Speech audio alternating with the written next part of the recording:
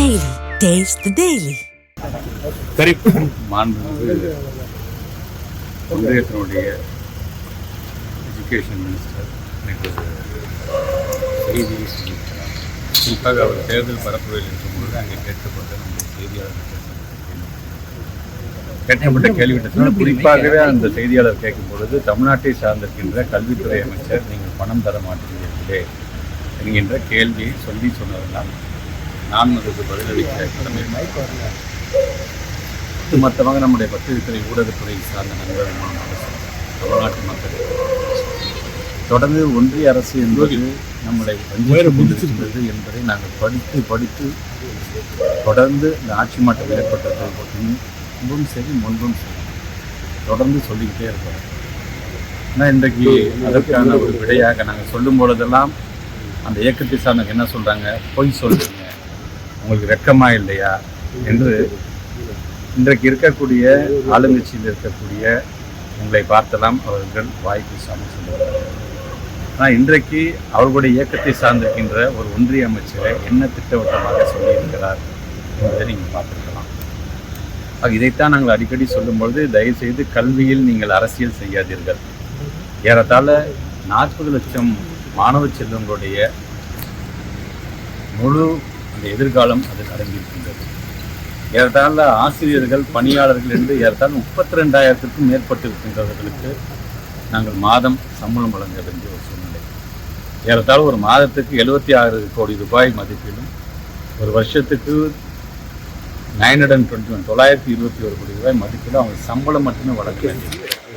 இது சார்ந்து நம்முடைய பிள்ளைகளுக்கு அவங்க சொல்லித் தருகின்ற பாடமாக இருந்தாலும் சரி, அது ஸ்பெஷல் சைல்ட்ஸாக இருந்தாலும் சரி, அல்லது மலை பிரதேசத்தில் இருக்கக்கூடிய பிள்ளைகளுக்கு அந்த ஷட்டில் சர்வீஸ் என்று சொல்லக்கூடிய அந்த ஒரு இதாக இருந்தாலும் சரி, ஐசிடி மூலமாக இன்றைக்கு நிறைய டெக்னாலஜியை கொண்டு வருவதாக இருந்தாலும் சரி, இப்படி ஒவ்வொன்றும் இதை சார்ந்து இருக்கும் பொழுது, ஏன் குறிப்பாக 25% ஆர்டி ஆக்ட் மூலமாக பிள்ளைகளை தனியார் பள்ளியில் சேர்க்கிற குழந்தைங்களுக்கு நாங்கள் வழங்க வேண்டிய அந்த ஃபீஸ் மட்டும் பார்த்திங்கன்னா கிட்டத்தட்ட 400 கோடி ரூபாயை தாண்டும். இதெல்லாம் சேர்ந்தது தான் ஒன்றிய அரசும் மாநில அரசும் 60%, 40% என்று இன்றைக்கி செஞ்சுட்டு இருக்கிறாங்க. இதை நாங்கள் சொல்லும் பொழுது, ஏன் முன்மொழி கொள்கையை நீங்கள் ஏற்றுக்கொண்டால் தான் என்ன என்கின்ற அந்த பிடிவாதத்தோடு அவர்கள் இருக்கின்றார்கள். நம்முடைய தமிழ்நாட்டினுடைய ஸ்டேட் சென்டிமெண்ட் என்ன, நம்ம லேண்டோட சென்டிமெண்ட் என்ன, இதற்காக திராவிட முன்னேற்ற கழகத்துக்காரர்களுக்கு மட்டும்தான் அதிகப்படியான உரிமை இருக்கின்றது. மொழிப்போர் தியாகிகள் தினம், வீரவணக்க நாள், பிடிவாதம் பிடிக்கிறீர்கள் என்று சொல்லும் பொழுது அது நமக்கு தேவையில்லாத ஒன்றாக இருக்குது என்பதனால்தான் பேரறிஞர் அண்ணா காலத்திலிருந்து இருமொழி கொள்கையை நாம் பின்பற்றி கொண்டு வருகிறோம். அண்ணாவே அதற்கு பல விளக்குரைகள் சொல்லியிருக்கிறார்கள். ஏன் நம்முடைய முத்தமிழ் கலைஞர்கள் சொல்லியிருக்கிறார்கள், தமிழ்நாட்டு முதலமைச்சர் சொல்லியிருக்கிறார்கள். இன்றைக்கு ஒரு பெர்ஃபார்மிங் ஸ்டேட்டாக நாம் இருக்கும் பொழுது, எஜுகேஷன் என்று வரும்பொழுது இன்றைக்கி பல விதத்திலும் இன்றைக்கு ஏன் அவங்க நிதி எதற்காக ஒதுக்கீடு செய்கிறேன் என்று சொல்லுகிறார்களோ, அந்த சமகர சிக்ஷா அபியான் என்கின்ற அந்த திட்டத்திலே கிட்டத்தட்ட 20 ஆப்ஜெக்டிவ்ஸ் இருக்குது. அந்த 20 ஆப்ஜெக்டிவ்ஸில் ஏறத்தாழ 20க்கு 20 டாப்பில் இருக்குதுன்னு பார்த்தீங்கன்னா கேரளா.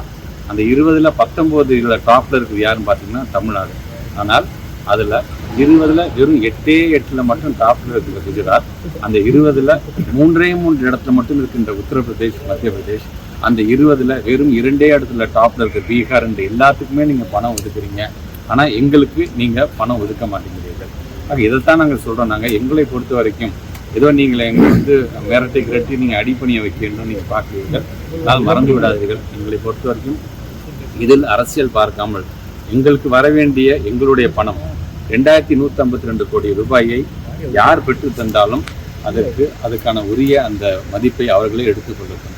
ஆனால் எங்களை பொறுத்த வரைக்கும் அந்த பணம் என்பது அது எங்களுக்காக இயக்கத்திற்கான பணம் அல்ல. ஒட்டுமொத்தமாக நம்முடைய பள்ளி கல்வியை சார்ந்திருக்கின்ற மாணவ செல்வங்களுக்கான ஏறத்தாழ 40 லட்சம் மாணவர்களுக்கான எதிர்காலம் சம்பந்தப்பட்டது. இன்றைக்கு நீங்கள் மும்மொழிக்குள்ளே ஏற்றுக்கொள்ள மாட்டீர்களா என்று சொல்வதே பார்த்தீங்கன்னா, இன்னொரு மொழிப்போரை நீங்கள் தூண்டுவது போன்றதான் அது அமைந்திருக்கிறது என்பதைத்தான் நான் பகிரங்கமாக நான் சொல்ல கடமைப்பட்டிருந்தேன். ஆக நீங்கள் இதில் அரசியல் செய்யாமல், இன்னும் காலம் தாழ்த்தாமல், ஏதேதோ சாக்கு போக்கு சொல்லாமல், நீங்கள் எங்களுக்கு உடனடியாக எங்களுடைய பணம் 2152 கோடி ரூபாய் ஒதுக்கீடு செய்ய வேண்டும் என்கின்ற வேண்டுகோளை இப்பொழுது நான் வைக்கின்றேன். சட்டத்துல இடம் இல்லைன்னு சொல்றாங்க, அதை எப்படி பாக்குறீங்க?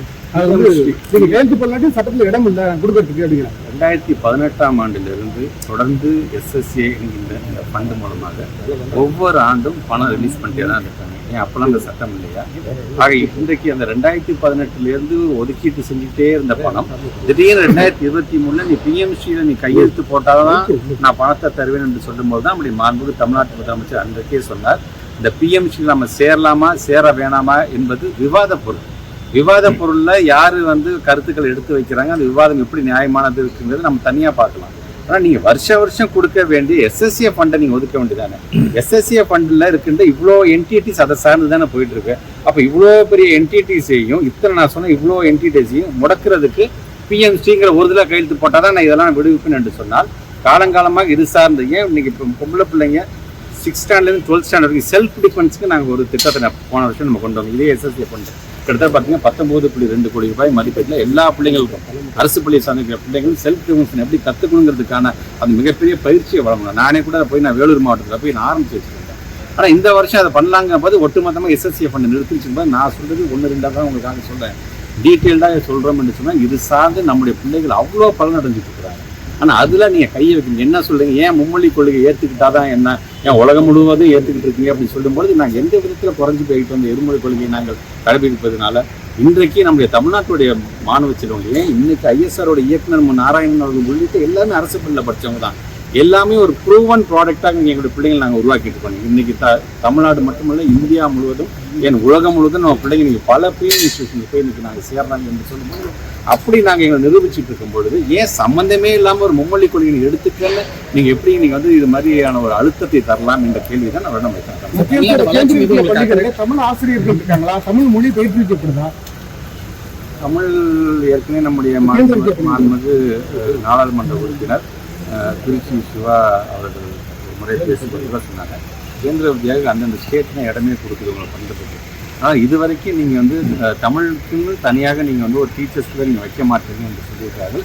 அதையும் நாங்கள் வலியுறுத்திருக்கோம். உங்களுக்கே தெரியும், அரசு பள்ளி மட்டும் இல்லாமல் CBSE சார்ந்திருக்கின்ற மெட்ரிகுலேஷன்ஸை சார்ந்திருக்கின்ற பள்ளிக்கூடத்திலையும் தமிழ் கட்டாய பாடம் என்கிற ஆக்ட் நம்ம கொண்டு வந்தோம். இது மூலமாக எல்லா டீச்சர்ஸ்க்கும் நாங்கள் வந்து ஒரு ரெஃப்ரெஷிங் கோர்ஸே நாங்கள் நடத்தி காமிச்சோம் போன வருஷம். எதுக்காக, நீங்கள் உங்களோட பிள்ளைங்களுக்கு அந்த தமிழில் நீங்கள் கண்டிப்பாக நீங்கள் வந்து பாடம் நடத்தி ஆக வேண்டும் என்ற விதத்தில் அவங்க ஊக்கப்படுத்துகின்ற விதத்தில் இப்படி தமிழ் என்று வரும்பொழுது அது சார்ந்து பல்வேறு திட்டங்களை அதில் தமிழில் படிக்கிறவங்களுக்கு வந்து நம்ம வேலை வாய்ப்பில் வந்து இடஒதுக்கீடு தருவதிலிருந்து தமிழ் சார்ந்து பல்வேறு திட்டத்தை நாம் கொண்டு வந்திருக்கிறோம் என்று சொல்லும் பொழுது நீங்கள் சொல்வது போல கேந்திர வித்யாலயம் அதை நாங்கள் தொடர்ந்து நாங்கள் வலியுறுத்தி கொண்டு தான் இருக்கோம். சார், தமிழ்நாட்டு வளர்ச்சி மீது உங்களுக்கு அக்கறை இல்லைன்னா மக்கள் பணம் கொடுத்தா தானங்க வளர்ச்சி அடையும். ஆனால் பணம் கொடுக்காமலே இன்றைக்கி நம்முடைய மாண்புமிகு தமிழ்நாட்டு முதலமைச்சர் பணம் வரவில்லை என்று சொன்னால் என்ன, நம்ம கொள்கையை விட்டு கொடுத்து நாம் வந்து பணம் வாங்க வேண்டிய அவசியம் இல்லை, அதற்கான முழுவதையும் நாமளே ஏற்றுக்கொள்ளலாம் என்ற விதத்தில் தான் தமிழ்நாட்டில் வந்து பல்வேறு திட்டத்தை நம்ம கொண்டு வந்துருக்கோம்.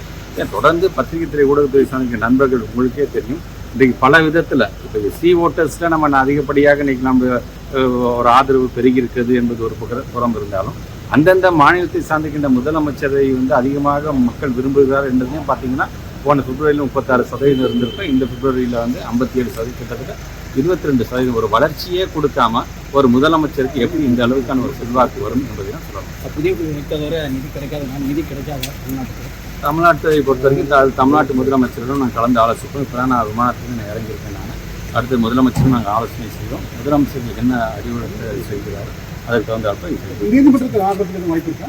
தமிழ்நாடு முதலமைச்சர் என்ன கலந்து ஆலோசிச்சுட்டு அதுக்கான பதில் சார்.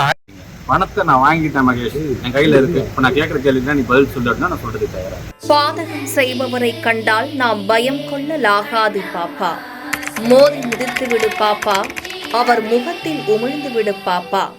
அண்மை செய்திகளை உடனுக்குடன் தெரிந்து கொள்ள இணைந்திருங்கள் எம் நாடு தொலைக்காட்சியுடன்.